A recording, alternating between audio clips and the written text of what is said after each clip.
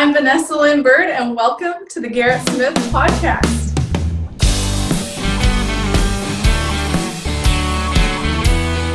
Ladies and gentlemen, welcome to the podcast. If you're wondering what episode it is the 33rd with Vanessa Lynn Bird. That is better than any song lyric I've ever put together. Technically, it's the 33rd and a half because we just got started on this thing, and we were a good 15-20 into it when we realized that the video had cut out and we didn't know it. So, we are back. Vanessa, how have you been? Long time no talk. I've been good. How about you, Garrett? We're getting there. Yeah, I have been wanting to make this episode happen for a long time. Y'all, Vanessa is always a busy artist, and I am too, and it's just kind of like putting the schedule together. It was kind of like, hey, we're finally going to be able to make this episode work. So if you have never listened to Vanessa, and this is your first time tuning in, what I would say is she's Patti Loveless with Shania Twain style with some early T Swift mixed in. Not that there's anything wrong with that. And yeah, so she's over there having to pretend she's not heard that compliment 20 minutes ago. You know, there's everything right with that compliment. Thank you. You're welcome. And tell everybody who you said I reminded you of. So I was thinking Weird Al.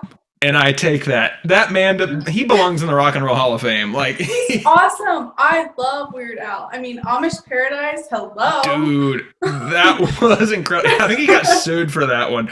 But worth it. It was better than the original. So I kick these things off by telling everyone how I discovered or met the artist or guest that's on the podcast.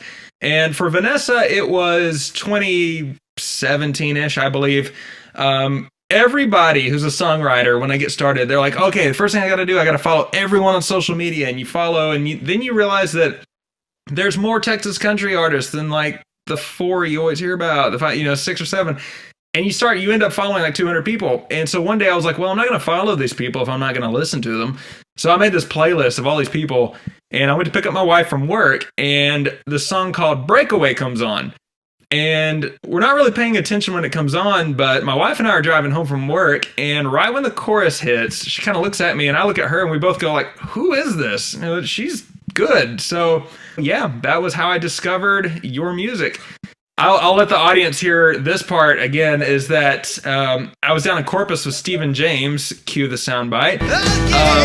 We were like, hey, let's do like the Motley Crue Dirt thing when they're talking about all the different guys in the band and their traits, and they had like a nickname, and they said, let's get the guy that grills everything from Houston, let's get that woman who can sing from San Antonio, we will have the best show on a stage. And so we were like, all right, let's do it. I'd met AJ. Just hold up. Speaking of grilling, why has AJ never grilled for me? That's what I right. These are the important questions we need to be asking right now, AJ. We got to get some Wagyu steak or some brisket going. You're teasing us with these pictures here. But yeah, it was we were talking earlier. It was kind of a crazy show to make happen because we didn't know. It's like, are we all going to have a song swap? Is it going to be like a band format? We didn't know. And so Vanessa actually went on her honeymoon, and I was off on a business trip, and all this stuff was happening, and we'd never even been in the same room. And I played bass with her band that night. And the greatest part of all this is, as the show was starting, because I'm definitely going to tell this part again, I had played before Vanessa. AJ already left by this point, and I was like, okay, y'all, I gotta go to the bathroom. Hold on, I'll be right back. So I go to the bathroom, and at risk of TMI, I'm not done going to the bathroom yet, and I hear the song Burn Brighter start to play, and I think I cussed or something, and this guy washing his hands starts laughing. He goes, what, you don't like this song? I'm like, no, I'm supposed to be playing on this song right now. So kids, wash your hands when you go to the bathroom, but let's just say I did not. I ran out of that bathroom, grabbed the bass. Especially now, wash your hands. Yeah, and mask up and all those good things. Which, by the way, I love that there's all these guidelines on Halloween. It's like, you shouldn't go trick-or-treating. I'm like, what? The one day of the year everybody wants to wear a mask, you're going to stop them? So true. I didn't realize we started the show without you. You didn't know? I thought y'all... No, I ran up and y'all were all like smiling. I thought y'all planned that. Oh my gosh. No, I just, I like to start on time. So I was like, right? It's our time slot. Let's go, guys. Yeah. You didn't just jump to one show and then we're on the podcast a year later. Tell us what you've been up to lately. Well, I've just been at home, working from home, and writing a lot of songs right now. So I've been writing, been recording and everything, working on some brand new material, getting ready to release an EP. But it's been really cool to just be able to kind of get that time to explore what I want to do creatively, And I'm kind of trying different things with my music, Since day one, I've always been pop country, but now there's some songs that are just pop and some that are country and some that are pop country. So it's been nice to really do the things that, I guess they're more natural to me. Pop is actually a little more natural to me, even though I have a folksy voice. So it's been fun to experiment over there and to kind of blend the two and have fun with that. Yeah, and I like the way I've always described it is, and I'll tell the audience this, is that you're really good at not going too far into any genre, any direction. And it's like, when you say pop country, it's not like you're not on there with a snap track trying to rap. I mean, it's more like, oh no. It's more of like, I don't know to compare it to. I mean, I already used the Shania Twain comparison, so I can't do that again. But it's more like 90s pop country, where there is still definitely an essence of country to it, and it's like you're not trying to force it, and there's nothing fake about it. So that's really cool. Like, to get somebody like me who never listens to pop or pop country, it was kind of like, I dig this music. So like, kudos to you for making it work. You're going to laugh when you hear my influences, because it's probably not any music you would ever listen to, but, hopefully the end product of me is something good. I've heard a few of your influences, and I'm kind of like, all right, I would rather listen to yours than theirs, but you know what? If that's what's making this happen, go for it. So what else have you been working on lately? Well, so you can see I've got my guitar back here, a pretty little Taylor guitar. I've been trying to learn how to play guitar. I'm no good. I've been trying for years. But basically, my guitarist, Gabe Garces, shout out to Gabe. Shout out, Gabe. He taught me about 4 chords and showed me how to use a capo, so it's enough to be dangerous with. So I've been trying to write songs on there. I just hit all the strings. You're doing great. Lovely. Probably sounds better than my playing. It sounded in tune. But yeah, I've been writing with that and writing with my piano as usual. So that's something new I've kind of started doing. So that's been a good thing, me being productive while here at home. Well, it's cool that you're a dual threat. You play piano and you're learning guitar. I mean, it's like the more you can do, the better. Y'all, she won't admit this, but she's better at playing guitar chords than I am by far. So, well, people look at me like, why do you play open tune? You could play standard tune. I'm like, well, gee, I never thought of that. Maybe it occurred to y'all that I can't play it. Mind blowing. Yeah, I can't do that whole bar chord thing. Capos rock. Here's a new question. How did you meet Gabe? Gabe, I met him through Mac. When I first started recording, I went to Hollywood Studios. A friend introduced me to Mac, and Gabe was, working there. He was a sound engineer. I think maybe he was an intern at the time. It was a little while back. It was probably 2016, 2017. Oh wow. Time frame. Yeah, so Gabe and I just hit it off. We're best friends. We just clicked right away, and he's played guitar for me for about 3 years now, I think. Oh. Yeah, it's already been 3 years. Wow. We've written songs together and stuff. Gabe's just an awesome dude. He actually has a beautiful voice, and he's been writing and starting to record stuff, so hopefully he'll put some of that out soon. You can have him on your podcast. Yeah, for sure. Yeah, if anyone listening, go follow Gabe Garces Music. I think that's his new handle. I'm gonna feel bad if I got that wrong. Yeah. So Gabe's actually working on the vocal do-overs that I've talked about this way too much on the podcast. I won't bore people listening to it, but I've piled on an ungodly amount of work for that guy. But poor Gabe. Sorry, Gabe. We all do that to him. Poor guy. Yeah. That place is nocturnal. They're up till all hours. So you've got new music coming out soon. Tell us about the one you put out really recently called Miss Texas. Oh yeah, Miss Texas. So back when I was like a preteen, I was in a pageant, Miss Junior Teen Austin. I actually got first runner-up, so I almost won. And funny story, I'm convinced I lost because I had just started wearing contacts and I tore one of them.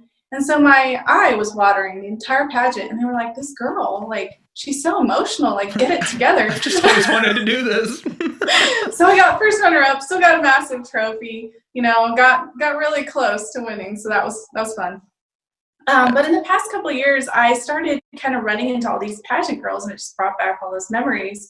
And so I even sang at a couple of the pageants, but I met Miss Helotis, Audrey Heisler. I met Andrea Fox, Miss Texas, United States, and then Alea Benavides, Miss Texas, USA. So these girls, they're just so sweet, so beautiful. And I mean, the most beautiful thing about them really is their personality, you know. They were all just such genuine, kind girls. So anyway, I was like, I kind of want to write a song about this, about just these girls, these role models I look up to. So Miss Texas is about just this, you know, strong woman that handles everything with such grace. She falls down and picks herself back up, and she's really somebody you can look up to. So it's really cool because Gabe and Julia helped me write it, and Julia sang background vocals on it. Gabe played guitar. Shout out Julia. So they got to be, and they got to be part of it. So that was really cool, getting to have everybody that wrote on it play on it and all of that. And I actually brought a little prop to show you guys. Because what we got? I'm such a nerd. I didn't bring the crown, okay? I didn't bring the crown. I was bracing for it. I was like, should have the Miss Texas crown sitting there? But I'm such a nerd that I made myself my own sash. Yes. Miss Texas VLB. I started my own pageant, guys, and I crowned myself. That's awesome. So anyway, I in the photo shoot, I wore that in some of the pictures. So that's the sash. There it is. That is awesome. Yeah, you so y'all, this song is awesome. It mentions, if I could say the word awesome 5 more times, I'm sure listeners would appreciate that. The video is really cool because it mentions all these parts of Texas without it feeling forced, and it's not fake. You can just tell there's like a genuine sense to it. And I've always joked that the intro and everything and the vibe, it sounds like those old Bluebell commercials where you see the cow getting walked on the hill and they start narrating. I'm like, there we go. So Bluebell, if you're watching in between lawsuits, hit up Vanessa for influencer spots. And yeah, you can play my music on your commercials. Yeah, it's called Miss Texas. Like, why wouldn't they? It's perfect. Bluebell ice cream, Texas. Well, you put out a band video to this. So right now, you know, music videos are not happening for obvious reasons as much as they used to. And despite COVID, you were able to make something happen. So kind of tell us about that process. Yeah, it was really cool. So basically we were all, you know, sheltering at home and everything. And the band was just dying to play and do something for our fans and just to be creative. So we decided, hey, let's just record videos in our own homes and put them all together into one thing. And so we had to, you know, record with a track playing in the background, like in our earbuds or whatever, so we could be on tempo with each other when it was put together at the end. But Mac ended up, you know, assembling it all into that really cool video. And it was just really neat because the people that were on there, it was more than just the band. Like Julia and Mac actually were in the video, and they, you know, she sang on the track, he played the piano on the track and produced it. So it was really cool because if you go to a live show, you don't get to see that. You know, they're not going to be at my live shows. So this was a treat that you don't get, and because of this whole situation, we were able to do something really creative and everybody be a part of it. So it was really enjoyable to do that. That is really cool, and I just love how the video, which we will put on here in a second, it's just when you see Julia in that bottom frame, just like kind of nodding along, waiting for her part to come along. Yeah, looks up, like it's like the Brady Bunch, but you know, no drama. Yeah, it was so cute. That's I don't awesome. even know if she knew I was going to be above her on the video, but I mean, it was perfect. She's like praying. She's like, I'm just glad to be here. What I will do is I will play that here because I'm not going to hype up a song this much without playing it. So this is Miss Texas.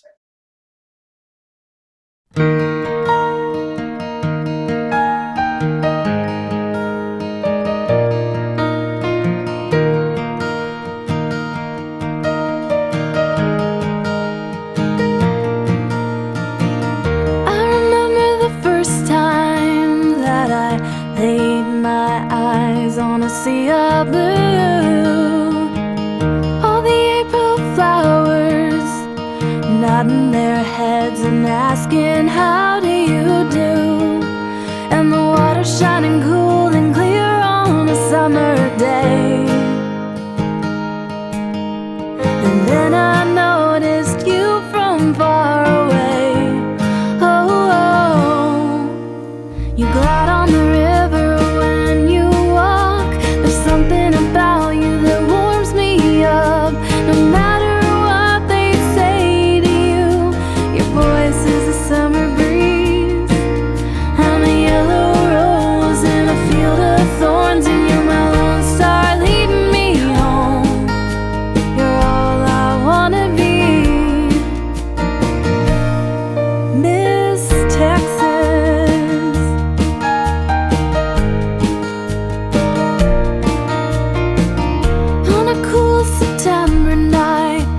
tumbleweed, my soul was swept away. Even crickets stopped their song when they heard my heart break. But I've seen you laugh and wipe your tears through so much more. And so I'm picking up all these pieces from the floor. Oh, oh. I'm glad on the river when you walk. There's something about you that warms me up. No matter what they say to you, your voice is a summer breeze. I'm a yellow rose in a field of thorns, and you're my lone star leading me home. You're all I wanna be, Miss Texas.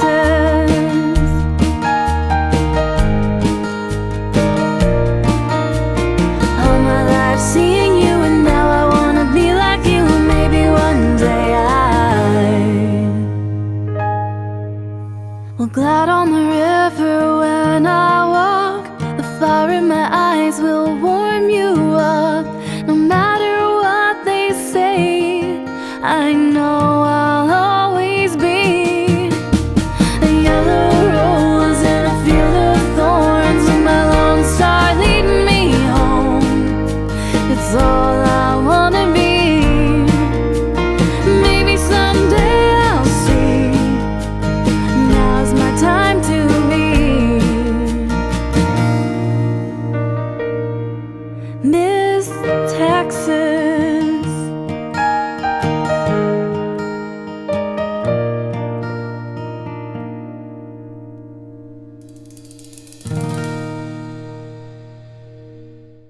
All right, so Miss Texas. Well, you didn't just wake up one day and start dropping fire music like this. So tell us kind of like how you got started, and tell us, take us through your music career, influences and starts and all that. Okay. So my first gig, not really a gig, but I was 4 years old, and we were at, like, my family was at my dad's company Christmas party, and like my mom, my two brothers, my dad, and they start playing the Ghostbusters theme song, which, Ghostbusters was really big at that time. We were really into it. So me and my brothers ran up on stage at this company party, and we just start jamming out to Ghostbusters. So, we're having fun up there, and I was like, I like this. I really like this. So I think from there, the fire was born.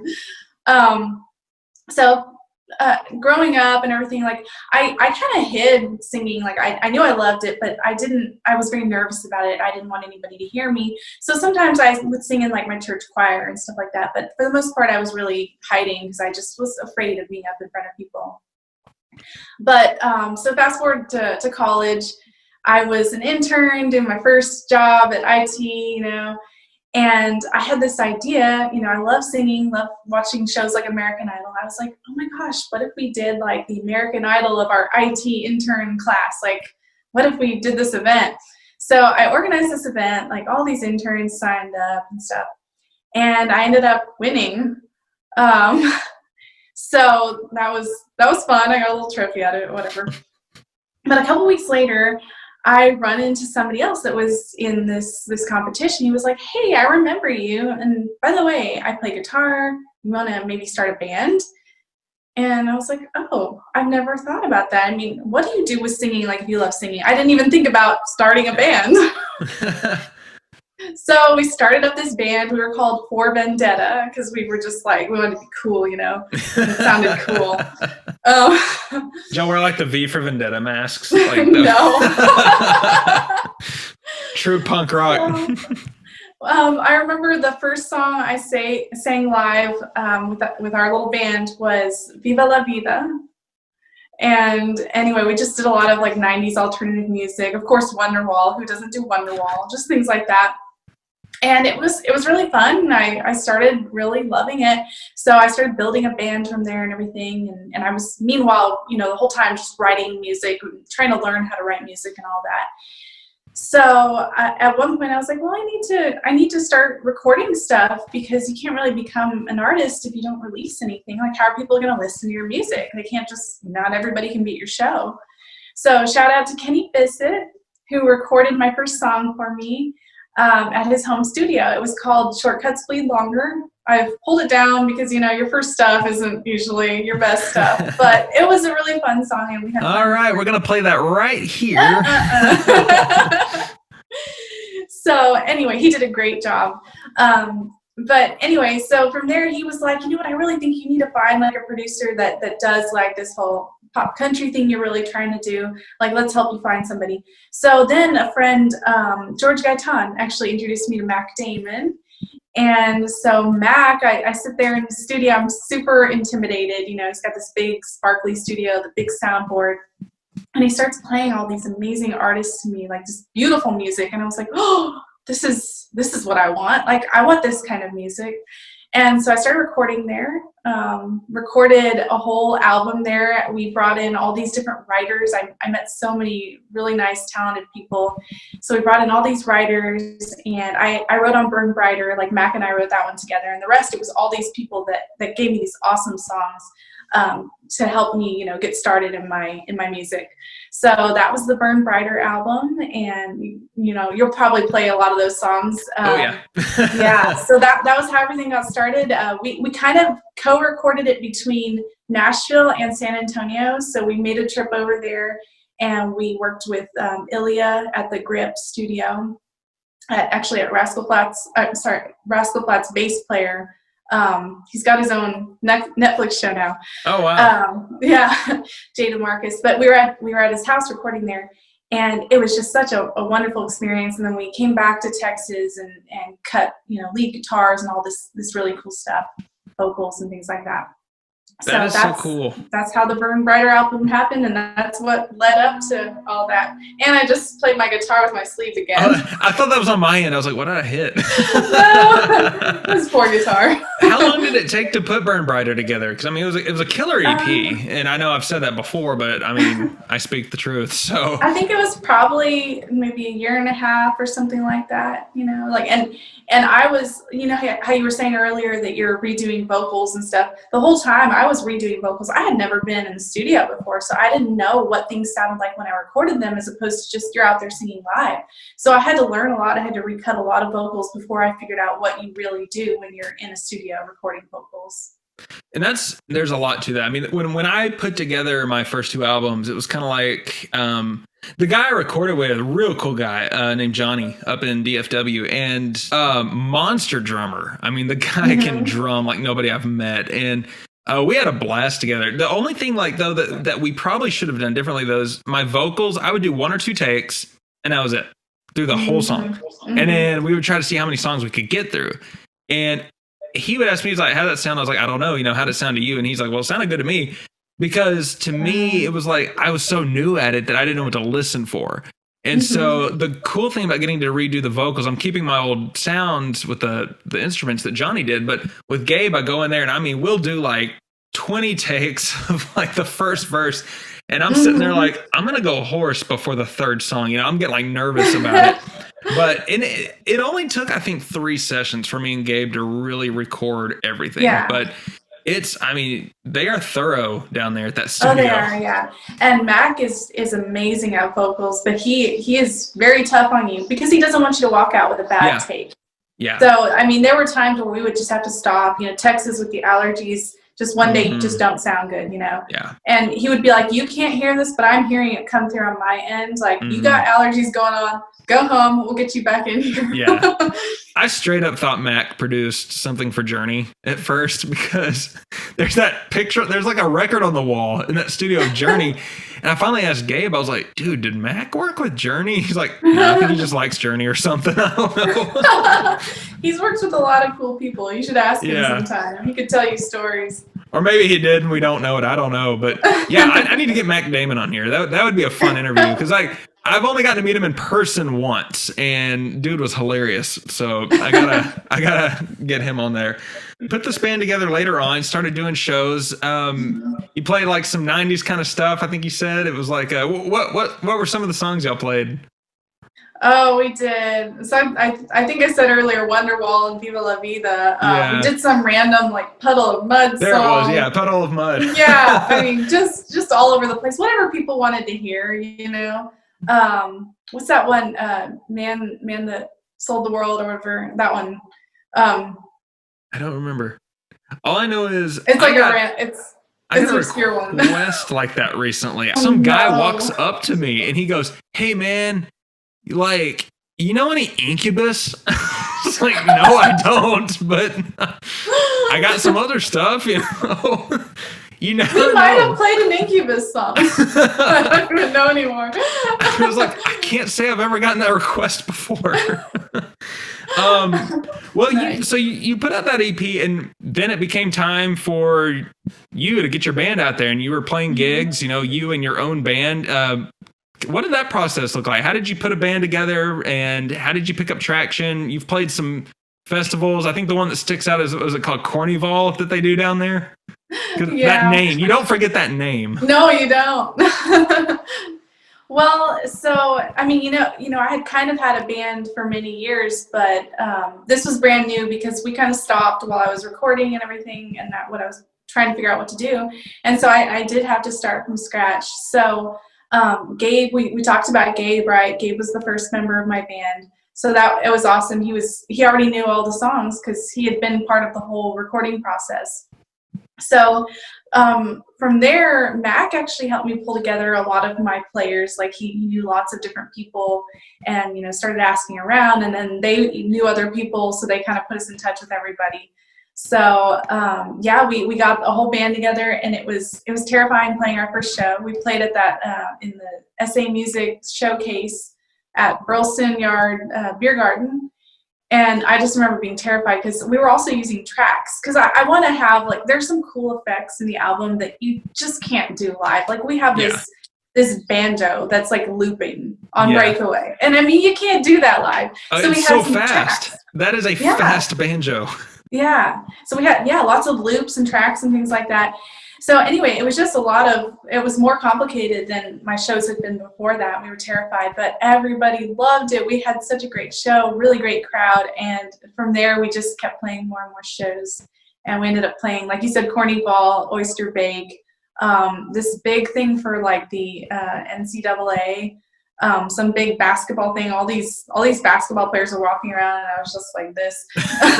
And they put me on a Jumbotron thing too. That's the first time I've been on a Jumbotron.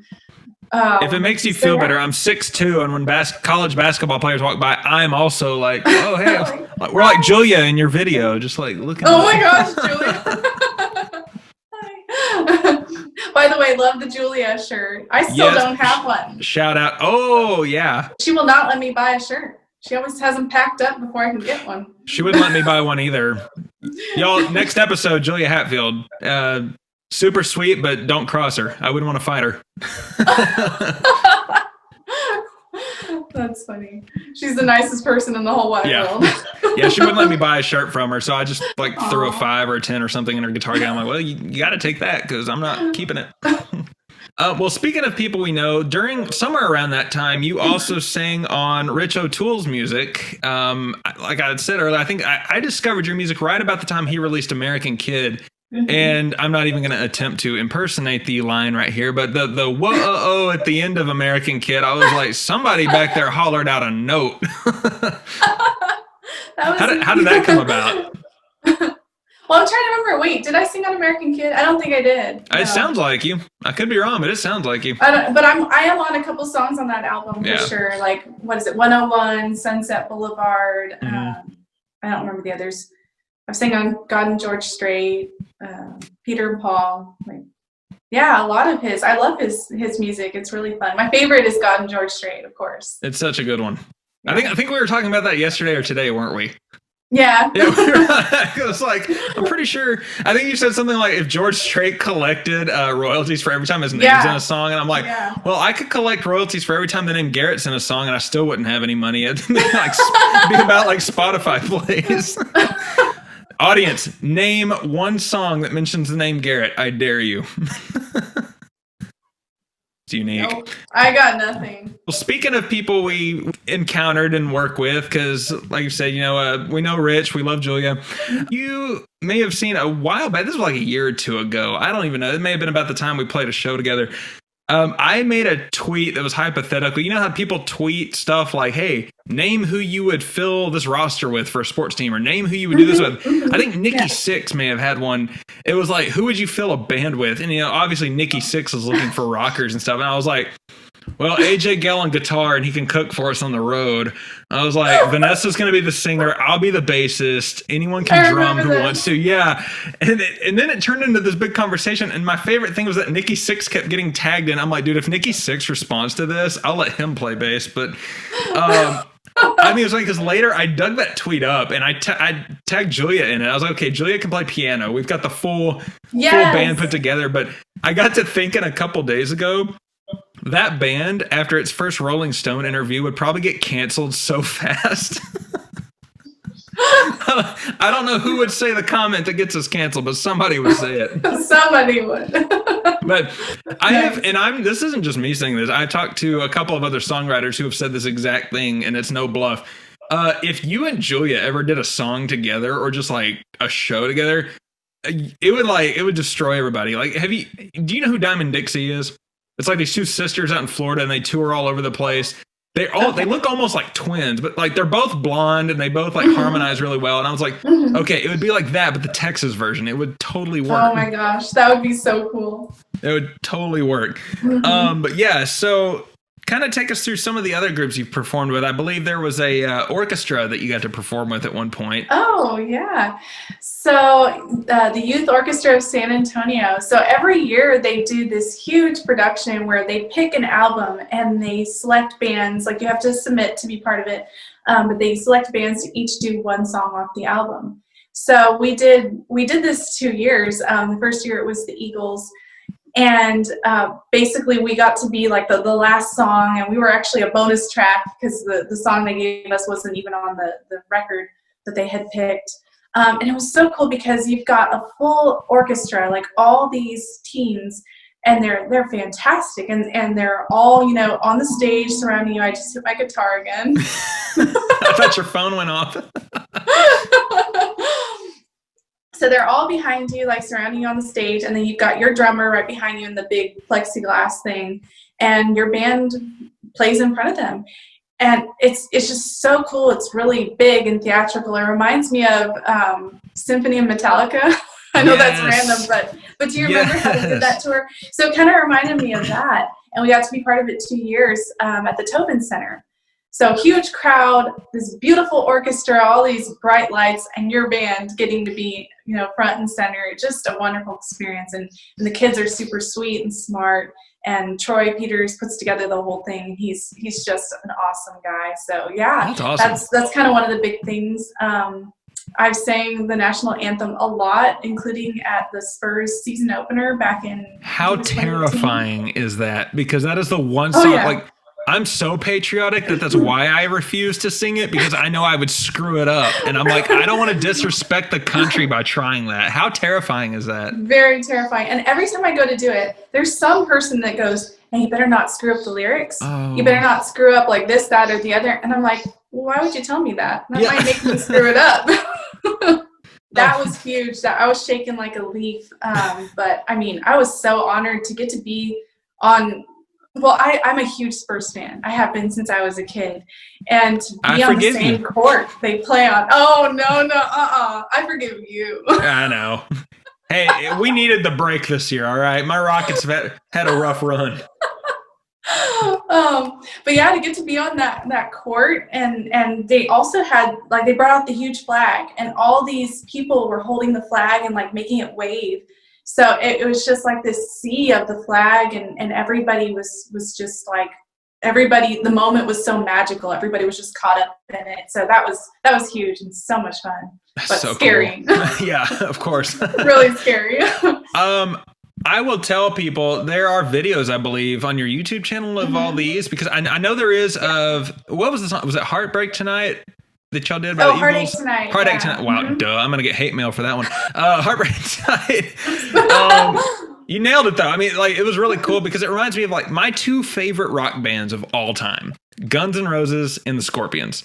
And they've both done orchestra stuff, and people kind of laugh, or there'll be like the diehard fans are like, oh, this isn't rock and roll. I'm like, dude, it sounds really cool. And anytime you put an orchestra behind rock-based music, it sounds cool. So that video is really good. I'll try to link that one when I post this. And then I think your anthem video's there, right? I think so, yeah. I think I got all that on. If it is, I'll link that one too. So this post is just gonna be like a long list of links by the end of this deal. Well, I'm gonna throw another song in here because we talked a lot about the songwriting process and when y'all got together and wrote songs. So you pick the song. Oh, me? Yeah. I pick it. Yeah. Okay. What do we want to spin? I already know what it is, but I'm gonna let you say it. Well, I didn't write this song, but I freaking love this song, and it was written for me, you know, with me in mind. It was written by Sam Watson and Mac Damon, and it's called "Made to Forget," and it's about a love that's so painful that like you'd just rather forget it. And I think we all, or most of us, have had that where you just, you know, you've got that one really deep love that's like toxic for you, and so you would just rather put it behind you. And it's called "Made to Forget," and I just love this song. I'm glad you picked it because I was actually going to ask, I'm like, can we throw this one in there too? I know it's like 5 songs, but let's do it. So this one is "Made to Forget."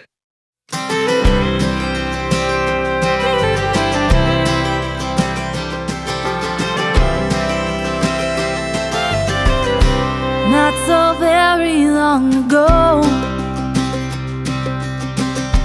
in an old run-down apartment, the best friend I ever knew, through thick and thin, it was me and you. We never really had that much. I had your love, I had love. Your warm body next to me, thought it's all I'd ever need. Never knew I'd see you leaving.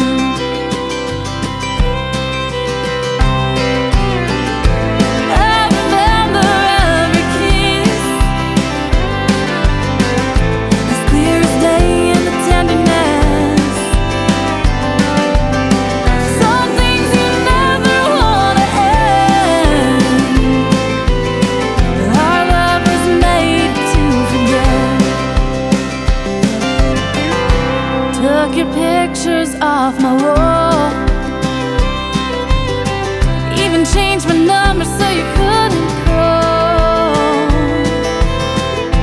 Finally burned those old love letters, thought it'd make me feel much better. Turns out nothing helped at all.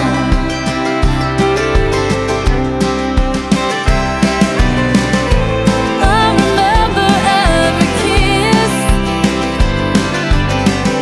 as clear as day in the tenderness. Some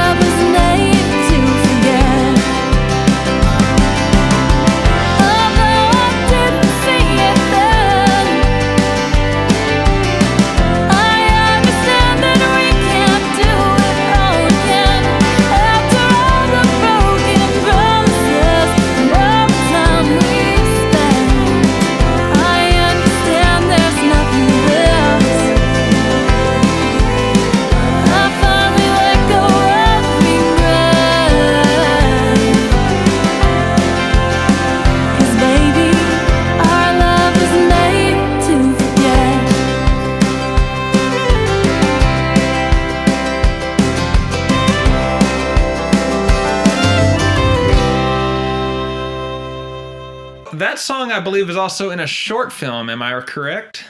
Yes. So there's this film called Sidestep Film, and it's like this independent film produced by Natasha, and I can't pronounce her last name, but she's a talented female director, and her boyfriend Taylor did all like the cinematography. He's a fantastic like camera guy. I can't say cinematography twice like in a row without stuttering. So anyway, this film, it's about this girl. She comes back from New York to Texas because she's had like a loss in her family, and she doesn't like Texas anymore. She put it behind for some reason. I guess there's some kind of pain associated with Texas. Maybe somebody broke her heart. And so she's home and everything, and her friend like drags her out of the house like, hey, you're depressed. You need to come and do something fun. Let's go do something you used to love, which is country dancing. So they haul her out to, what was it? Midnight Rodeo. Midnight Rodeo is where we filmed it. They haul her out there and they go dancing, and there's this beautiful choreographed dance to Made to Forget. And they actually had a dance competition at Wild West to see who would dance the dance. Oh, that's so cool. So, yeah, so they're going to be premiering it at a couple different film festivals this fall. I think there's one in Soho they're premiering it at very soon, and they're going to make it available online. So it's a really cool short film, and me and the band were in there. Gabe's in there, Xavier, cool. Jeremy, like we're all in there. So definitely check it out when it's available. The link isn't available right now, so before you add that to your list, it's not out there. Can't link that one. My brother-in-law is actually a scriptwriter out in LA. One of these days I need to be like, hey dude, you want to write a country movie? Because I got some stuff for you. I won't charge you. That's super cool though. Like that's some really good promotion to have that out there. It was just so much fun seeing the big crane like swooping by the stage, you know. That's awesome. That was fun. Did y'all perform it in the movie, or was it just like y'all are just in? No, we performed it. Okay, too. We were on the stage. Yeah. Oh, that's so cool. Like they filmed us. And, That's super cool. Well, of all your songs, you know, I know like a lot of people wrote them, but like which ones do you think? Like which ones would you say mean the most to you? Ooh, probably Castaway and At the Heart. So I know you're going to talk about Castaway in a little bit. Yeah, I will. I will definitely get to that one. We'll wait on that one. But At the Heart, I really love it because so it was actually written during like our last presidential election, and it was written by Sam Watson again and Matt Zavala. And what they were thinking of at that moment was how just divided everybody is over politics. And so the song was about... I know, right? Big surprise. But what the song is about is that, you know, deep down at the heart, the title of the song is At the Heart, we've got a lot of commonalities. A lot of us are the same, and we have the greater good, you know, in mind, and we all want what's best for each other. So can we set that aside and be nice to each other and love each other, like no matter what political affiliation, like that doesn't matter. Let's just see each other as humans and recognize that we're going through the same struggles, the same pain, the same joy. Let's relate to each other and forget about that stuff. So it's really timely to bring this song back up right now. Why would you say something so controversial yet so brave? And so funny, y'all. So a while back, I was just doing some heavy songwriting and like just trying to compile as much as I could during this whole quarantine thing. And I sent Vanessa and AJ Gell this song that I was working on. I was like, hey, I'm going to do one called, because basically I was working on a song that was kind of like, if you're constantly angry about what's going on in America, you got to remember that at the end of the day, it's because you love America. You want this to still be a great place. You got to remember the good stuff. Otherwise, what are you fighting for? Yeah. So I wrote a song that's tagline is, we're still red, white, blue, and better than you. And Vanessa's like, this might kind of piss people off. I was like, well, you've got At the Heart. I'll do the one that's just like America. Maybe cut out the line about better than you. Yeah. The whole point is. And I thought about it, and then my guitar agreed. I just hit my poor guitar. Your guitar was trying to speak to us and be like, dude, this guy's got to write something else.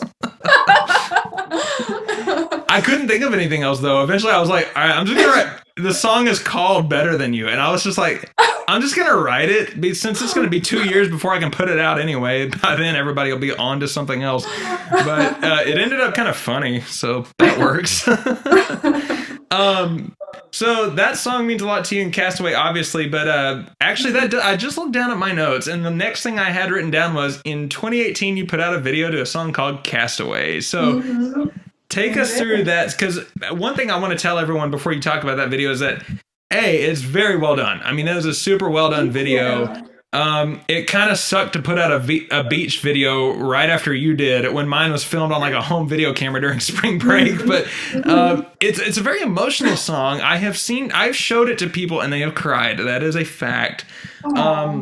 So yeah, tell us kind of like what brought that, like what was the inspiration behind the song, and then the inspiration behind the video, because it's a tough video to watch, even though it's really good. Yeah, it's kind of dark, but there's hope at the end. So that song was written by Ryan Garrett and Matt Zavala, and I don't exactly know what it meant to them. I know what it means to me, and to me it was about like my pain, my struggle with depression, and realizing that there's still hope. There's always hope, and it's always going to get better if you can just push yourself past that moment. And so when they wrote that song, they showed it to me, and I was like, oh, like, you got me. How did you get me? How did you understand me without even knowing any of this? Because it's not like I talk about this, which is sad. We need to talk more about things we're struggling with, because then we won't feel so alone, right? We recorded that song, and one day Mac and I were talking about, like, what if we did a video for this? Because this is our favorite song on the album. Like, what if we did a video? And so we just kind of started coming up with ideas of what it would be like. And I think he had this idea of kind of like, there's this Sarah Evans video where she's underwater. And he was like, you need to be underwater and like trying to like drown yourself, but then realizing you don't want to do that. And he was like, let's create this confusion where it's like, is she awake? Is she in a dream? Like, what's really going on here? So when he came up with that idea, it kind of floored me too, because I felt like I'd had real dreams and real experiences specifically with drowning. And so I was like, how do you literally know like my struggle? Like how did you pick the image that is my struggle? So it was kind of hard to face that and to film that, So anyway, we had to find locations. It was really hard to find locations, and we ended up getting one place downtown in San Antonio, like an Airbnb. And we told them we were filming a video there. You got to do that, because sometimes they don't like it. Yeah, you're bringing in cranes and all this stuff into their house, traipsing through their house. So it was really hard to find a house though that had the perfect bathtub. It had to be this specific bathtub. And that house just had the most gorgeous, like, stand-up, like, standalone bathtub wrapped in, like, this, I think it was some kind of aluminum or something. I don't even remember, honestly. So we found that house, and then we found a location in Port A. Actually, no, it was Corpus Christi, actually. Really? And it was a few days before there was a hurricane there. Oh. So if we had tried to film it any later, we couldn't have. Was that before Harvey? This was 2017. So yes, right before Harvey. Mm-hmm. Man, good timing. Yeah, so like everything that we were filming in front of got destroyed shortly thereafter. So anyway, that music video was the most exhausting thing of my life. I was dunked underwater time and time again. I was about to ask, how many times were you baptized in the course of this? I can't even count. I can't count. And when we did the actual underwater shots, we show me going into that bathtub, but me underwater, we actually filmed that in a warehouse with we set up this big, like, my guitar just wants to have a part in this interview. I'm convinced. I haven't even named this poor guitar. I need to come up with a name for her. So anyway, where were we at? The tank, right? So they were, which is funny because you're answering a question I was going to end up asking, because I was like, wait a second, there's no, you don't just stick a camera through a bathtub. Like, how'd y'all do that? No, so we set up this tank, and I had to stay underwater long enough for the bubbles to stop coming out of my nose, because then you can't see the face or anything. So I kept floating up. So finally, like, they held my feet down with like a mop. They're like, Vanessa, stop floating.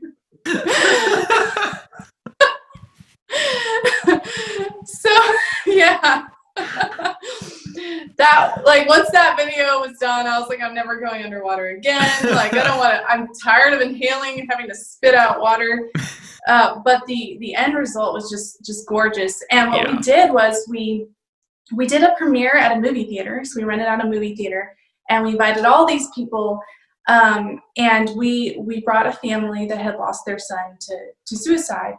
And we were trying to raise awareness for suicide and prevention, like share what you're going through with people, so that you don't feel so alone and don't feel so hopeless. And we shared the National Suicide Hotline number and all that stuff. And they were there, but we didn't ask them to speak or anything, but just to be there and be a part of it so that they could, see that we were, we wanted to recognize their son and what a gift he was to the world, and that his legacy lives on, that it's not forgotten, and that through what they went through, we can keep spreading the word and helping people get out of this pain in their life. So anyway, they actually have a whole foundation they established, and they go into schools and they talk to kids about what they're going through. And it's called David's Legacy Foundation. So be sure to look it up, donate, all of those things. I'll link that too. Sweetest family. Yeah, and they're the sweetest, most loving family. I text the mom, like we text back and forth, and she's just like, she's been there for me. Like there have been moments where I'm like, I'm really struggling, and I text her, and she's just always so sweet to me and so caring. So anyway, I've made lifelong friends through that, and the premiere was it was so wonderful to see everybody just show up, the outpouring of support, being there for that premiere. It was just cool to see it in the big screen too. Like how many times do you get to see your music video on the big screen? Yeah. I remember I was watching the posts at that point, and you announced it, and I was like, she's showing her music video in a theater? That is gutsy. Like, who does that? And then, like, I saw all these pictures of people who were, I think, wasn't Rich there? I think somebody. Yes, he was. Yes. Like, I saw all these people posting about it, and I was like, that went pretty well. Yeah. And the cinematographer, Darren Abati, I'm not sure if I'm saying his last name correctly, but Darren, he's so amazing. And a lot of times he's photographing sport events. So, but then he does these artistic projects with Mac, and it's just beautiful. And then you're like, all the sport events, and then the beautiful art. And I think he has more fun doing the art than I'm convinced he does. So anyway, it was wonderful to have him be part of my project. Like him and Mac, they made that project what it was. Well, it's a powerful video, and I got to give a shout out to my cinephotographer, Mr. Tyler Reed, who is definitely going to be watching this because he already wants to co-host the part 2 interview. I've brought him to a Vanessa Lynn Bird show, and he helped me film Port Aransas. So when we were watching one of your shows, you started to play this, and he leans over and he goes, "Dude, they should have had like Wilson the volleyball because it's Castaway." And as you finish the song, you get in the microphone, you're like, "So we wanted to have Wilson the volleyball from this," and I'm like, and we just kind of looked at each other, we're like, "Dude, you called it, man." We wanted to, but we didn't want to get sued and all that. Yeah. So it would have made a lot of people feel good to know that Wilson made it. I mean, Castaway was the biggest cliffhanger, wrong word. But because we're like, what happened to the volleyball? But he also looked at me. He was like, "Dude, you should like mix your music video with hers. It's called like Castor Aransas." I was like, I said, "Tyler, that would be the best, worst music video ever made." I think we need to go back and film a shot of just Wilson bobbing in the bathtub with a smile on his face. Like, wait, he doesn't have much of a face, but you get the idea. That is awesome. So you put out the Castaway video, and then you did the Miss Texas video recently. Mm-hmm. You also did a Christmas video. That was so out of the blue. I was not expecting that. And off the air just now, we were talking about songs being stuck in your head. I had this song jammed in my head for like 4 days. So what made you cover the Mariah Carey song? I just love that song. So it was getting around Christmas time, and somebody made a random comment to me like, "Hey, you should do a Christmas album one year." And I was like, "That's ridiculous. So much work just for, like 2 months of the year." But then the idea got stuck in my head, and I was like, well, what if I just do like a Christmas cover, and every year people can add it to their playlist, and I can be part of their Christmas playlist. So Mac and I, like, we talked about it, and we're like, well, what song would be cool? And I was like, well, I really like this song. And he was like, oh yeah, that's a great idea. Like, great way to it's got great range to it, and it's pop, so I could put a tiny country twist on it and make it sound a little different. So yeah, like the idea was born. And we actually had Preston Waite play steel on that song too, and he's in Josh Abbott band, and he just did an amazing job on it. So anyway, cool. We've talked about me having random random talents, like what is it, blowing up your phone, or no? Yeah. Or no, sorry. Getting me to laugh at the wrong work meeting. Yeah. Texting you a zing right before you walk into a meeting with your boss. No. But so a random talent I have is I used to figure skate. So we're like, oh, Christmas figure skating. Let's do something involving skating. So they set up, once a year, they set up in Travis Park in downtown San Antonio, this little outdoor skating rink. And they have this big, beautiful Christmas tree at Travis Park, and it's so pretty. It's a little winter wonderland in Texas. So we went down there, and, it was packed. And I hadn't skated in about 2 years, because at one point I had broken my foot, and I just never really went back after that. I didn't break it skating, but after that, it was kind of hard to go back to. It was my foot that you land on when you jump and all that. So it wasn't a good thing to try to go back anytime soon. So I hadn't skated in like 2 years, and we're out there like filming me skating, and I'm trying not to, fall on my face and eat a bunch of ice and lose my teeth and all that. Also trying not to smack into any kids, because everybody's, flailing all over the place. And there I am, like, Max, like, do something cool. And I'm like, well, I can't. There are people here. Triple axel. Just do it. So, and then people were all like, once they saw us start filming, and I'm there singing, like I had my earbuds in, and I'm singing to nothing, and I'm skating around, they all kind of started like parting away and just letting us do our thing. And then they were watching. And then in between takes, they were like clapping. Oh, so they were like, "Who's the crazy lady singing to herself?" So it was a whole lot of fun. And then we filmed there at Travis Park and at the Pearl, which is really beautiful. They have another really big, famous Christmas tree there too. So yeah, just did something fun with a random hobby I used to have, and yeah, now you guys can listen to it every Christmas. I'm gonna name drop AJ again. He got in our group text and was like, dude, this looks like a Hallmark movie, and I'm here for it because I love Hallmark movies. I was like, all right, man. I love Hallmark movies.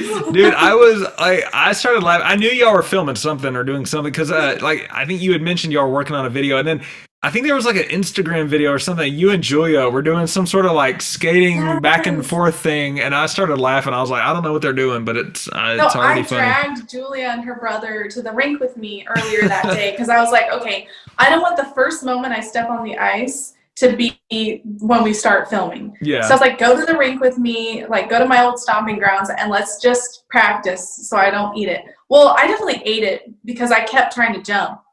And I was like, oh, I'm going to do my loop. I'm going to do my flip, whatever. So I'm like, they're doing my jumps, falling on my butt. And my old skating coach was there actually teaching a lesson. And he just looks over at me and goes,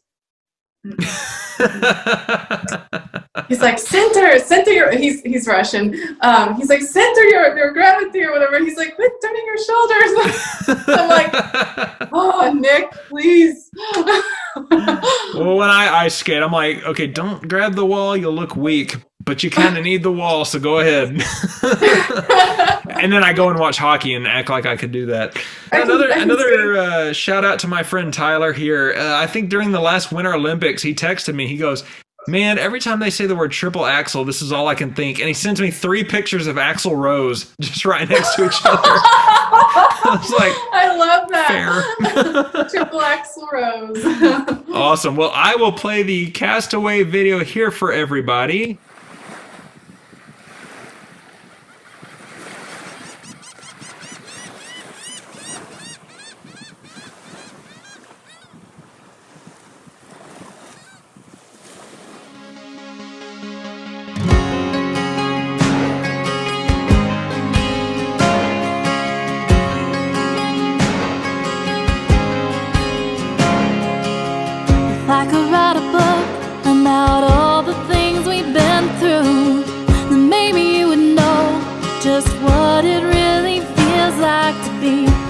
in your breath, underwater as the tide sweeps you away. And gave you all I had, but all was never good enough for you. And now that I can see these promises we made washed away, buried in the sand, like a silhouette of our memories. Oh yeah, and that's all I've ever known. And someday I'll wake up from this dream and find my way back to where I'm supposed to be. A reason to make me believe that I know I'm gonna find a way. For now I'm just a castaway. Oh,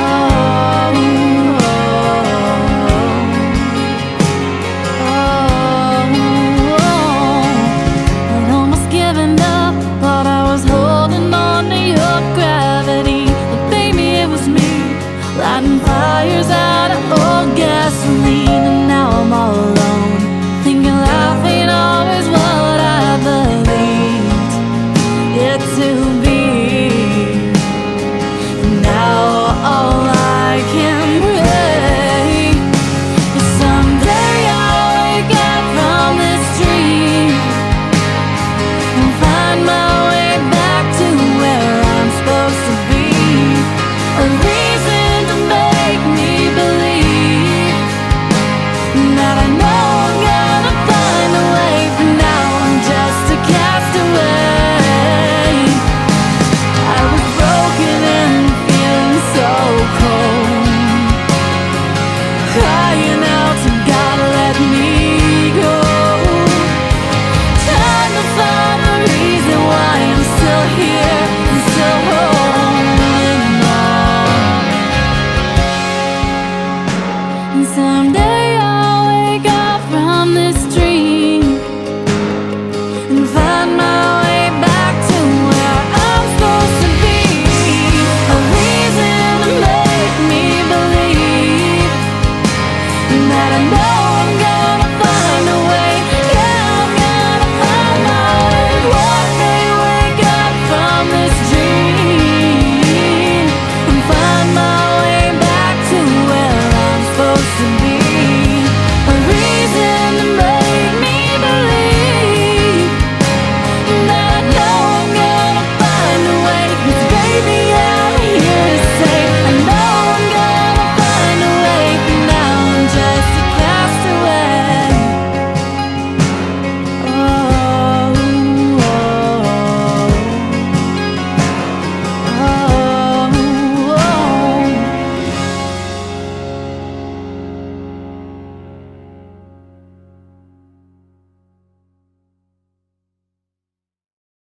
So for upcoming projects and plans and goals, because you're always working on something, and I kind of want to know, what are some of your favorite venues to perform? And you know, you do a lot in San Antonio, but you've played in other places too. You know, what are some of your favorite places to go? Ooh, that's gonna be a tough one. So yeah, I don't want to leave anybody out, and then Right. they're mad at me. Like, you didn't say I was your favorite. How dare you, Vanessa? Fine, we're not bringing You're you never back coming here. back here. But I would say one of my favorites, I'm not going to call anyone my favorite. How about that? One Smart. of my favorites is Oyster Bake. So Oyster Bake is part of, Fiesta, which we do in San Antonio every year. It got postponed, and then I'm not sure if it's canceled this year. But it's part of our Fiesta. It's one of the kickoff events, and they have tons of food, and it's just super crowded. There are all these rides and stuff, and everybody's just partying. Like during Fiesta, it's just one big party for like 2-3 weeks. So Oyster Bake is just a blast, and I've done that 2 years.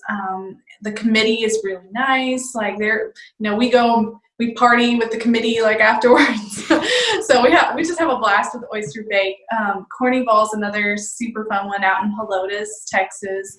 Everything is corn themed. Again, they have awesome food, awesome activities going on the whole time. They have like you get to see really cool random performances by like cloggers and stuff like that in between the bands. Wow. Yeah, there's always something really cool going on. They have tons of live music. And the one thing I noticed about the Corny Ball in Helotes especially, they promote a lot of female artists. So they made sure their whole weekend is just packed with female artists so that we get equal representation. So that's really awesome because, not a lot of people make sure it's equal. It's usually, you've seen the lineups. Yeah. So they're really intentional about it, and I just love it that they're that progressive. And 42 dudes, and then Jamie and Holly and whoever else, it's like. Yeah. And Oyster Bake is really intentional about that too. I love that about them as well. So I love it that these festivals, these venues are making an effort to like, let's fix this. Let's move beyond the past and let's make this better. Yeah. So I think those are probably my favorite. I know they're both kind of San Antonio area. Is that bad? No, it's fine. It's my hometown. Dude, San Antonio, there's so many historical places pertaining historical in general, but historical musically speaking, like you got Floors right there. And oh my gosh, it's so cool that you can like I can't go to the studio without driving right past it, and I'm just kind of like that place is where my favorite band broke up. I love Floors. Like all my favorite bands are always playing at Floors. I played there one time on the indoor stage. I love Floors. That's so much fun. Like some of my best live concert experiences have been there. Josh Abbott Band, Cody Johnson, the Hurricane Harvey relief concert where they brought all the Texas artists together. Just tons of good memories there. That's awesome. And it's really cool that it's just like not only that, but you've got New Braunfels and that whole area right there north of San Antonio. The two areas pretty much overlap each other at this point. And there's so much more there now than there used to be. And it's like all the Texas country artists, they like live there now. It's kind of crazy.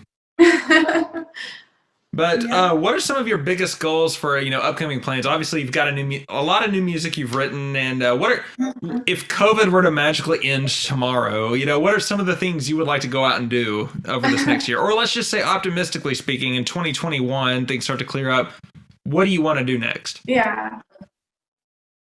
Oh man, it's kind of hard to think beyond what's going on at the moment. So, what I have planned, hopefully in the near future at least, is I want to do more virtual concert type of things or music video type of things. So I figure right now, while I can't be out there in person, I want to do more of that kind of stuff. So we're trying to plan a couple of exciting little things. I won't reveal any secrets because, what if things don't happen? Anyway. Dude, that's my luck. I say, hey, I think we're going to do this. And then... Yeah. But 2021, I'm really just hoping to continue to write more music, get better at it, record more songs. I know the band is really loving all the new material, so I'm working my hardest to make sure there's lots of new material for us to play when we do return live. Right now we are on the books for Corny Ball next year. We talked about Corny Ball, so hopefully. Fingers crossed that that's still happening, that everything is starting to get back to normal in 2021. You should see us out there hopefully playing a lot more original tunes than you've heard in the past. Well, if nothing else, hopefully I can get y'all up to Temple. I know it's like 2.5, 3 hours, but we got some good venues up here. That's not too bad. Yeah. I definitely want to see that soon. And my wife wants to see y'all play because she hasn't got to come down and see y'all yet. So we are going to make that happen at some point soon. Yes. I think Hannah is one of my biggest fans, isn't she? I love Hannah. Oh yeah. She said to tell you hi. Aw. So if anyone's not following you or you're developing new fans, where should they follow you? They should follow me everywhere. Everywhere. I guess what I should say is how do they follow you? Maybe don't follow me like to my car. No, without being totally obsessive and creepy. How do they? So not that anyone would do that. So I'm primarily on Instagram. I have everything, but that's where I'm the most active. So Instagram, Facebook, Twitter. I'm not the biggest tweeter, even though I'm a bird. I see what you did there. So I wanted y'all to meet my babies. They're very scared right now because of my ring light. But this is Loki. And this is Thor. And they're little parrotlets. That's so cool. So we have Vanessa Lynn Bird, mother of birds. Kind of like mother of dragons. Right. I don't know. I trust you more than the Daenerys Targaryen chick, though. Oh, yeah, she's scary. Those birds don't look like they could do as much damage. Oh, trust me. These beaks are little, but trust me, they can do some damage. That'd be so cool if like you're performing a show and they can just like land on your shoulder. Go get you tips around the room and bring them back to the bucket. Oh my gosh, that would be awesome. Legit. Y'all, so not only does she have birds, but she has the coolest merch on the planet. Boot scooting koozies, right? Oh, yeah. Mm-hmm. Dude, that's awesome. And you have a song about the guy with the bright red boots, and there it is. Yep. I followed this page on Instagram called, what is it called? Cutest Farm or whatever. It's like cutest.farm. Uh-huh. And they post the coolest little animals. I was like, nothing brings out the little child in me like reading this page. Oh, there they go. There they go. I'm on Reverb Nation, Spotify, iTunes, like all of those things. And all you have to do is look up Vanessa Lynn Bird. I've made it the same thing everywhere, so it's super easy to find. As long as you can spell Vanessa Lynn and Bird, and it is B-I-R-D. And we'll have, like everything else, we'll have it linked right here. Yes, exactly. So yeah, check me out on all the media. Y'all, there when Texas Music Life had the bracket contest and I ended up in the same quadrant as Vanessa, I was like, well, at least I got mentioned. And then I won, and I was like, okay, well, A, that was a fluke. B, we were talking trash the next week, and Vanessa's like, hey, rematch on Facebook. I'm like, no. I'm like, no. I was like, there's no way. There's no way. I mean, it all depends on the channel, right? Right. You would that destroy me. That was a Twitter thing. I demand a redo. Dude, you'd beat me like 99-1 if it was on Facebook. No, I always do terrible in those polls and stuff. But whatever. It's fine. we were in there. That's what counts. And then we got to take over that page later, so that was kind of cool. To do like the benefit concert. Like, that went really well. That concert was such a blast. It was so much fun to be in the chat and be talking to everybody like the whole time and just tossing out jokes and everything. It was just so much fun. I was bummed out when it was over. So like we all log off and I'm like, well, what do we do now? Like, I know. It was like a party. And then it ended. Well, I got to bring you up to DFW too, because like all those guys in the chat, like all my college roommates were on there. And so afterwards, we're all texting each other. They're like, so are these guys going to come play Dallas anytime soon? I'm like, well, I don't know if soon's the word, but we'll make it happen. Like, find us a venue. Come on. Right. Yeah. Call the venue and demand it, and then we'll make it happen. The venues, they're closed. A lot of them are closed. So you can't. One does not just walk in and play Billy Bob's. No, one does not. I mean, we could try it, but I don't know if they'd appreciate it. Well, let's throw another song in here. How about, this one's my pick, so I'm going to say Halfway There.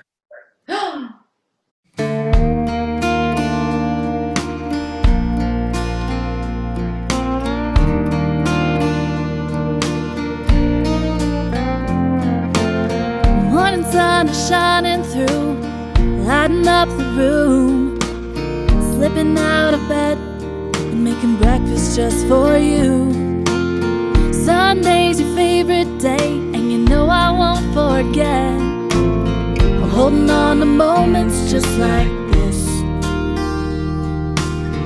There's a box of photographs I keep under my bed, birthday cards and letters, and everyone's been read. 1,000 times I love you, oh, right there in black and white. But I still wish that you were here. I miss the rhythm of your heartbeat, and I'm counting memories just to get to sleep. This loneliness is a killing me. It's getting harder every day to breathe. I don't think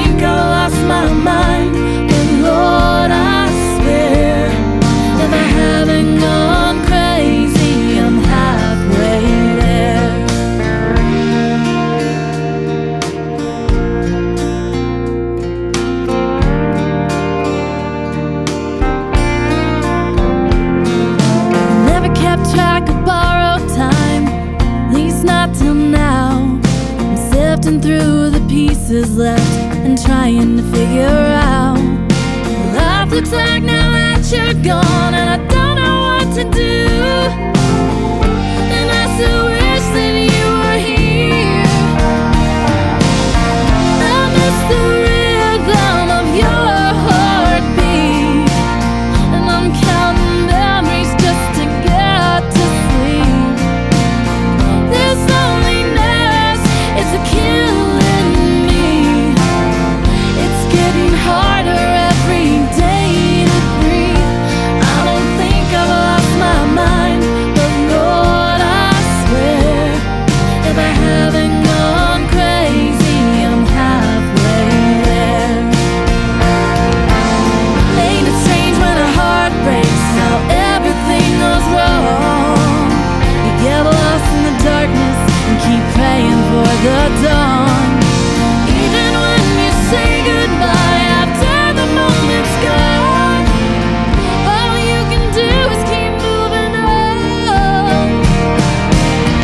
I miss the rhythm of your heartbeat, and I'm counting memories just to get to sleep. This loneliness is killing me.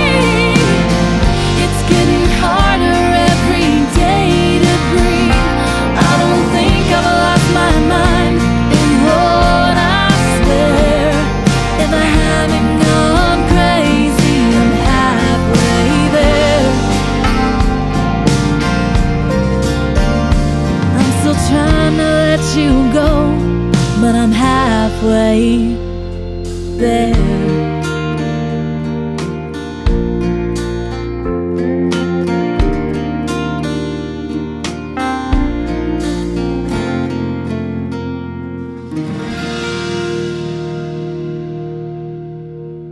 Cool. It's funny how you're wearing a halfway there t-shirt. Oh yeah, it's like halfway here. Here. I noticed that when she put that out, I'm like, wait a second. Two I was people who record at Stone Creek, one's halfway there and one's halfway here. I Here, noticed there, that. everywhere. We need a halfway everywhere. Okay, there we go. I'll work on that. That can be my Weird Al parody of y'all. So halfway there, tell us about that song, because I'm sure that was one of the many that y'all wrote together when all the different writers were together. Yeah, so we had James Vivas and Mac. They wrote that song together, and that song is, I guess there are a lot of heavy songs on the Burn Brighter album, and that was intentional because I didn't want to just write a bunch of songs about boys and breaking my heart and getting over you. I'm gonna key your car because you broke my heart. Yeah, exactly. So I didn't want that kind of music. I wanted music that had a message and helped people deal with things they're going through in their everyday life, aside from heartbreak, because there's more to life than I guess falling in love and that kind of thing. Like there are other things you deal with. So this song was about losing somebody. It could be a parent, it could be it could be anybody. It really could be. And it's just talking about dealing with that loss and dealing with the memories and kind of the empty seat at the table, basically, when you're eating breakfast or dinner. But it's dealing with that loss in a way where it's like, okay, I'm gonna take this, I'm gonna process it, and I'm gonna allow myself to grieve, and then I'm gonna move on. And I know I've definitely had many times where I cried my eyes out to that song. And I actually cried my eyes out to it over a breakup. And I was like, this wasn't supposed to be a breakup song. But it's really one of those that when you're going through something, when you're missing somebody, or when you had to cut somebody off from your life, or whatever, you can, it's really great to have a really good cry with that song. And I always feel better after I listen to a good, sad song. I don't know why. It just gets something out of you and gets it out of the system. Well, shout out to RJ Paxton, who was episode 1 interview on this whole thing. We were talking one time about artists. We were just like, we were trading artists that the other one hadn't heard of. And so he was giving me new music. I was giving him new music. And I gave him your EP. And I told him, I said, dude, listen to this song right here. I said, if you don't at least dig the way that the acoustic guitar lead moves, because the acoustic on that song has a really, really catchy tune to it. I said, if that doesn't get you, the note she hits at the end of the bridge on Holding On. I said, if that doesn't hit you in the feels, you got no soul, man. Oh, that note was so hard to hit. So here's another thing about Mac Damon. Every time you go to record a song with Mac, he'll move it up at least a half step, if not more. So I would be like, I was like, oh, I'm comfortable. Like, I can sing this. And he's like, oh, wait, you sound better here. You're singing it here. And I was like, well, Mac, I can't sing that note. Right? That note's so high up. He's like, don't worry. By the end of this EP, you'll be able to sing that note. So that was probably one of the last songs we recorded because, that note was really tricky. I like how it came out, though, because it has this kind of almost like a Barton Hollow kind of vibe. I don't know if you've never listened to the Civil Wars. I'm shaking my head like I have, but I really haven't. I'm like, yeah. Check out that song. It has that kind of a vibe. Really cool vibe. It's really cool. Like, and even like, I don't know, the first time I listened to it, you start to build up to that note, and I was kind of like, is she gonna hit this thing? And you did. I was like, well, all right. Well, then we played it live. Either, man. Yeah, because and right before we did that show together, you were like, oh my gosh, I hope I hit this song. And I was like, oh, this is the one with the note. And you nailed it. And then so when I brought my friend Tyler to that show, you were like, anybody have any requests? I was like, dude, she'd kill me if I said halfway there. And y'all were like, what about y'all? And I was like, what? And you're like, what did you say? I go, halfway there. I just like blurted it out. And I was like, oh, dude, we are uninvited to any future. And you nailed it. You nailed it again. Like, you hit the note. So it's like. The sad thing about that song is because it's slow. Yeah. We can't play it a whole lot of places because a lot of venues are like, we want upbeat music to keep the crowd, on their feet dancing and drinking and all that. So we don't get to really play it very much, and it's a really good song, and it always gets me right in the feels. Yeah. I always start like it's a feeler. Little bit of wateriness in my eyes every time I sing that song because it's just so beautiful. I've kind of gotten to that point. Like, I've got a few slow songs. Some of them are like heavy sad, but like I can only do like one, maybe two per show. Yeah. It's kind of like, well, people want to get lifted up, so whatever. But so I guess you just got to release the trap remix to it, and then you can just kind of bust that out wherever you want. Well, for the big three questions that I ask every guest, the first one is, if you could collaborate with anyone out there, who would it be? Oh my gosh, I have to pick. Wait, okay. If you don't, somebody's going to get on Instagram and say, hey, DM to collab. So this is your chance to choose who you collab with. So anybody in the whole wide world. Anyone, as long as they're alive. Okay. Well, don't judge me. I have a feeling I know where this is going. Maybe I shouldn't even say it then. Do it. I want to see if my guess is right. Can it be like a couple people, or it has to be one? Give me two. Okay. Taylor Swift or Kelsey Ballerini. Dude, I knew those were the two. Oh, I'm so predictable. No, that's smart. Pick people who you would be the best among, and then there you go. Oh, no. They would definitely make me sound bad. So maybe I need to pick somebody else. No, like, that would be cool. Like, what are there? So for those two, like, what is it you like the most about, like, songs that speak to you or something like that? There are too many songs. Don't even. How can you even ask me? I can't even answer that question. I could go on and on. Well, maybe, who knows? Maybe they'll hear this, and if they do, they'll hate me. But maybe they'll love you, and they'll be like, "Hey, let's collab with her." The second one, if you could headline any venue. I got one for you. So I think Madison Square Garden, and here's why. One, Marilyn Monroe saying "Happy Birthday, Mr. President" there, so that's where that was. Iconic, yeah. And two, Taylor Swift performed there. I'm pretty sure it might have been. Was that the night it was raining and she performed in the rain? Maybe, I think.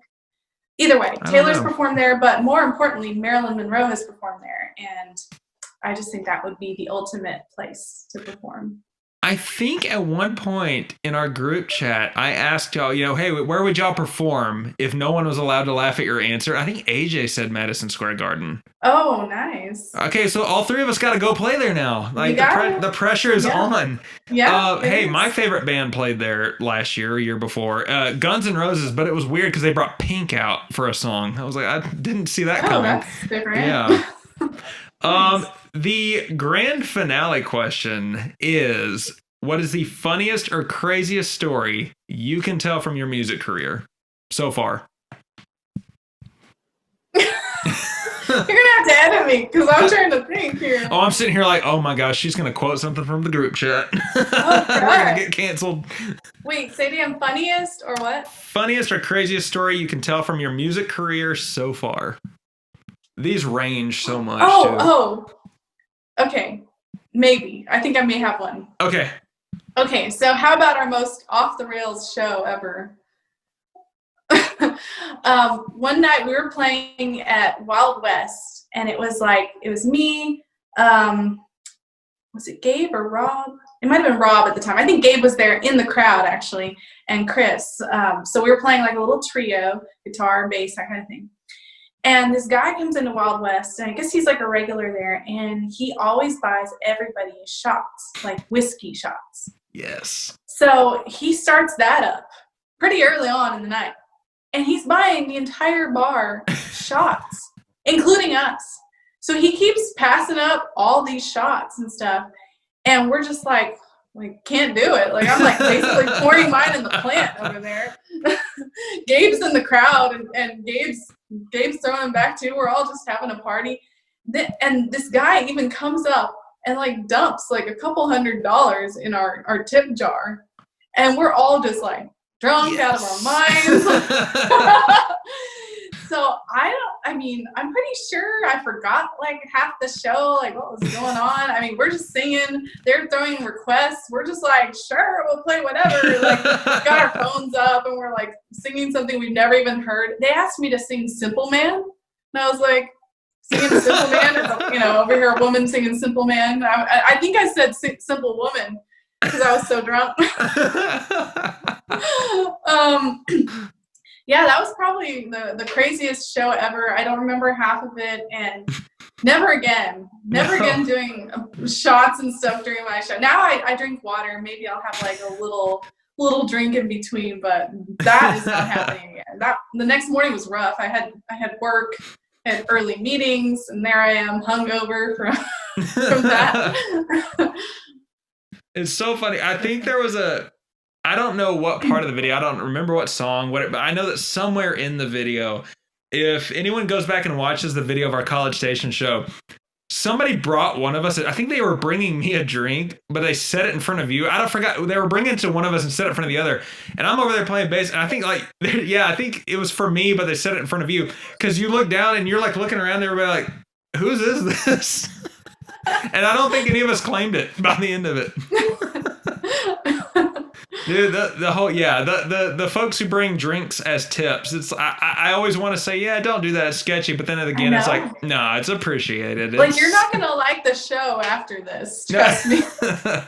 I mean, I'm gonna feel great, but you're not gonna like it. Well, every show I play, I tell everybody, I say, hey, go to the bar and order around, because the more you drink, the better we'll sound. And exactly. There's some truth to that. I don't tell them to get me hammered to sound better. Well, thankfully he was giving all them drinks too, the whole bar, so we sounded great to them no matter how bad we ended up getting by the end of the night. Dude, that's just it makes me miss the whole live venue thing so much more. I'm just like, I'm ready for it to be open, ready for it to happen again, because San Antonio, like when I live Temple, but I look to book all over. And DFW, there's a couple places that look like they might be open up. Austin, they're kind of in the air. This area is opening up, but I look in San Antonio and there is not much. I mean, obviously there's places like Green Hall, Free Height, and all that where the top 10 of the radio charts are playing. But I'm kind of like, dude, we need some more places opening up. Yeah, I know. But yeah, it's a bummer. I mean, hopefully they'll start opening them and just doing things safely. But it's so hard, I guess, when people are drinking and they're taking their mask off to drink. Like, it's just so hard to be 100% safe. But and we can't two-step right now. It's like we were living in Footloose in real life. Can we at least two-step with our masks on? Right, or it's like, hey, I live with this person. Can I? Yeah. Maybe we could just walk around in a bubble, like get a big clear beach ball and my Yeah. guitar agrees with me. What's those like bubble soccer things? Everyone can just go play Yeah. bubble soccer on the dance And floor. we'll just go dance around in the beach balls. Well, I have written down that I'm letting you pick the song that we close this thing out with. So what's it going to be? Okay, so this song's the one I finally wrote on my album on Burn Brighter, and it is Burn Brighter. Awesome.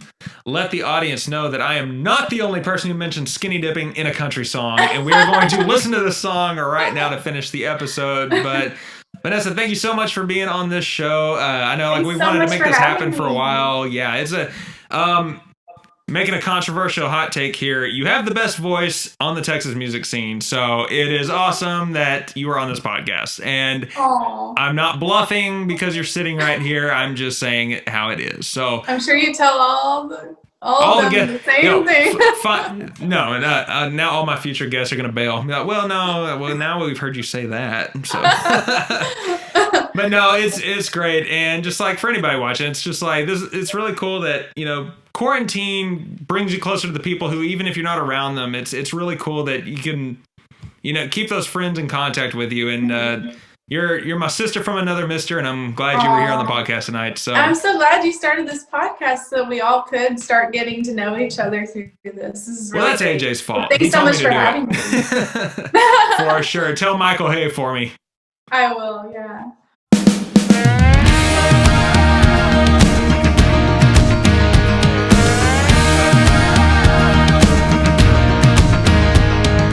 Summertime's the hottest I've been.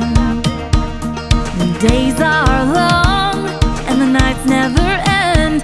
I remember skinny dipping late on a Friday night, holding on to you, 'cause it feels so right. They're telling us that it'll never last. A flame this bright burns way too fast, and there hasn't been much rain in a long, long time. And we're above a rocket on the 4th of July. The wind always kicks in when you're around.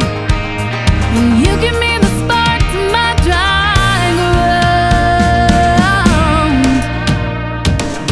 Together we're fire, ain't nothing gonna put us out. And your hand in my hand, and every day's only getting hotter. Whoa, whoa, We won't go down in flames. whoa, whoa. Maybe we'll burn brighter. Maybe we'll burn brighter. Now winter's out the door and we're still here in each other's arms. The time disappears